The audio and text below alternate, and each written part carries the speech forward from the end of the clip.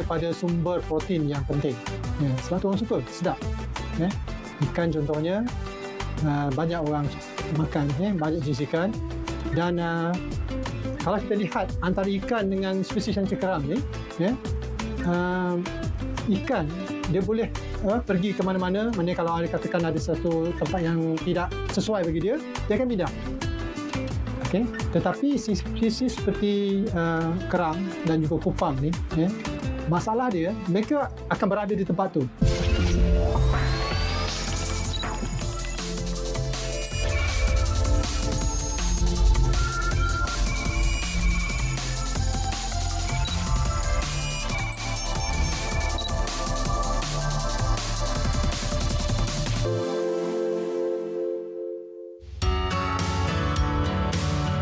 Makanan laut, terutamanya spesies bercengkerang seperti kerang dan kupang sangat diminati oleh masyarakat tempatan kerana kelazatan dan keenakan makanan laut ini. Namun perubahan kualiti habitat, perubahan alam sekitar serta pencemaran bahan kimia tertentu telah menyebabkan peningkatan kadar kematian semula jadi. Selain itu, kerang juga didapati mengandungi logam yang tinggi kerana masalah pencemaran air di kawasan habitat mereka. Manifestasi daripada permasalahan ini, penyelidik daripada Universiti Teknologi Malaysia UTM yang diketuai oleh Profesor Dr. Abdul Rahim bin Muhammad Yusof telah memulakan penyelidikan bagi mengatasi masalah kandungan logam yang tinggi terhadap kerangan dan pemulihan habitat asal kerang-kerangan tersebut.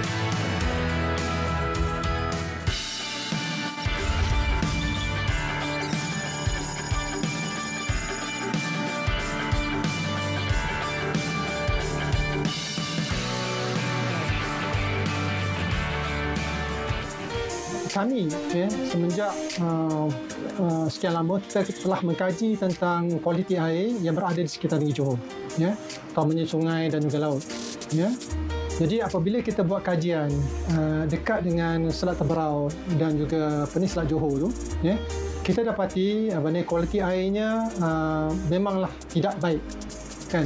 Sebab tempat tu dia terkepung dan banyak pembangunan yang dilakukan sama ada di sekitar sebelah Malaysia ataupun di sebelah Singapura. Sekitar Singapura kita tahu bahawa ada pelabuhan dan sebagainya. Sekitar Malaysia banyak pembangunan di wilayah Iskandar kita katakan.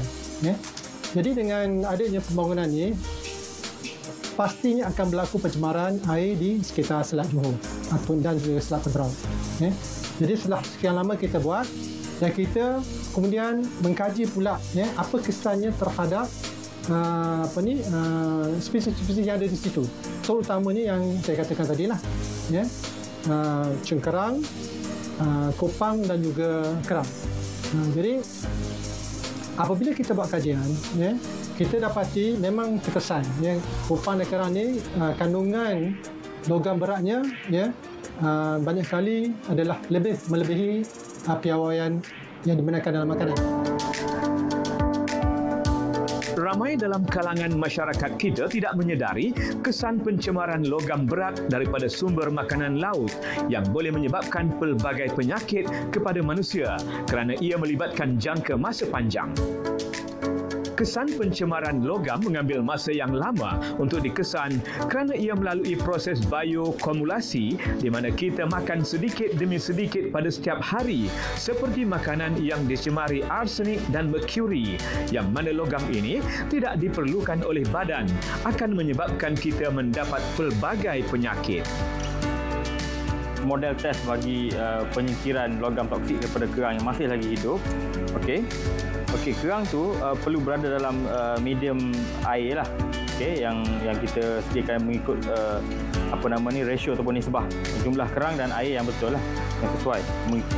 Kemudian ejen pengkelat ataupun chelating agent dan juga catalyst juga dimasukkan dalam tindak balas ini. Jadi ejen pengkelat ni akan menyingkirkan logam toksik daripada isi kerang Okey. Kerana kerang bila dalam air dengan kepekatan kemasinan yang sesuai, kerang itu akan terbuka. Jadi chelating agent ataupun ejen pekelat ni akan masuk dalam isi kerang dan remove, tarik toxic metal tu keluar. Dan dalam sistem yang sebenar nanti kita ada skimmer lah yang akan asingkan bahan-bahan toksik itu yang telah dikomplekskan untuk keluar daripada sistem yang telah kita letakkan kerang ni. Jadi fungsi pemangkin pula ialah untuk mempercepatkan tindak balas penyingkiran logam toksik tersebut. Kerang yang telah melalui proses rawatan akan diuji kandungan logam berat untuk dianalisa keberkesanan proses rawatan yang telah dibuat. Untuk melakukan proses ini, kerang yang telah dirawat akan dihancurkan dengan toksin untuk mengukur tahap kandungan logam berat. Proses ini akan dilakukan sebelum dan selepas proses rawatan untuk mengukur tahap kandungan logam berat yang telah berjaya disingkirkan. Mengikut rekod yang lepas, kebiasaannya jumlah logam berat yang mampu disingkirkan melebihi 90%.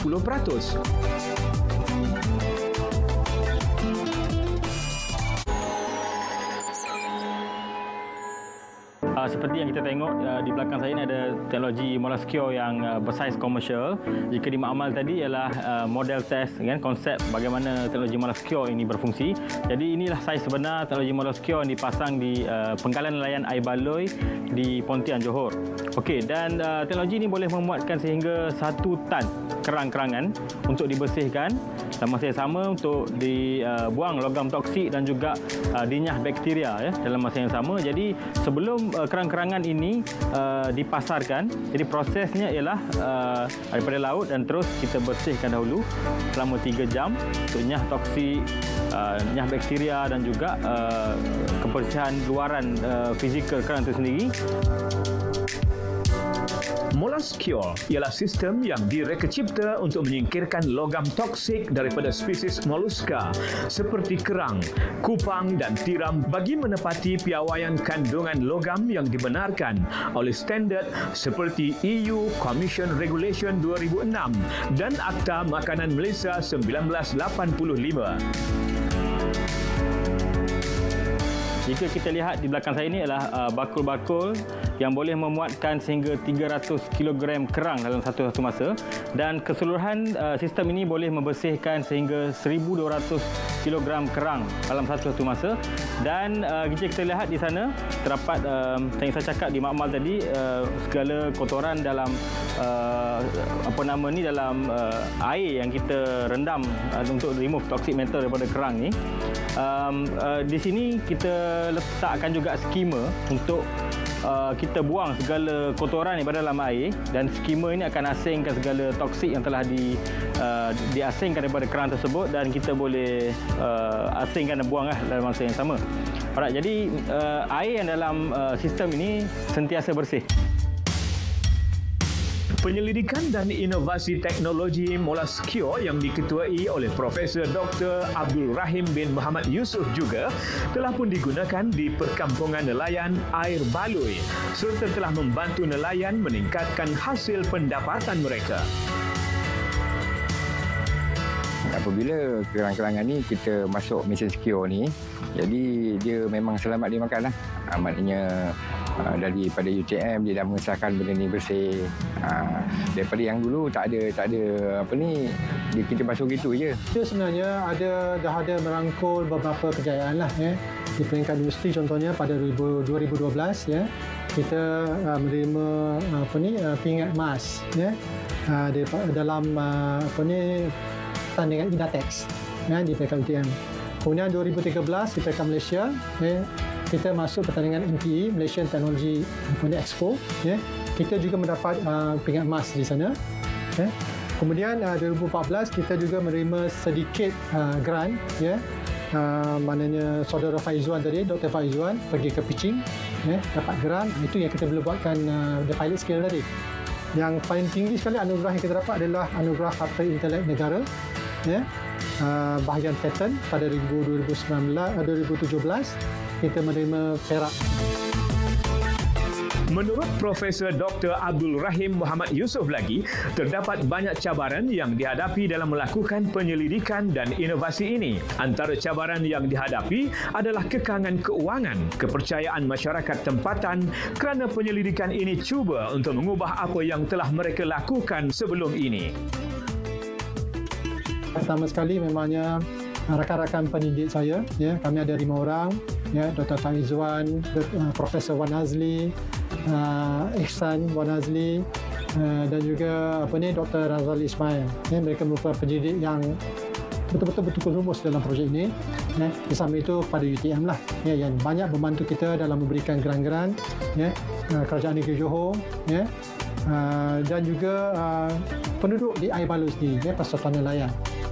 Penyelidikan yang diketuai oleh Profesor Dr. Abdul Rahim Muhammad Yusof telah membuahkan hasil dan membuktikan anak Malaysia dan juga universiti tempatan mampu melakukan perubahan melalui penyelidikan dan inovasi untuk menyelesaikan permasalahan yang dihadapi. Penyelidikan ini juga telah berjaya memberi banyak manfaat kepada masyarakat, terutamanya bagi keselamatan makanan.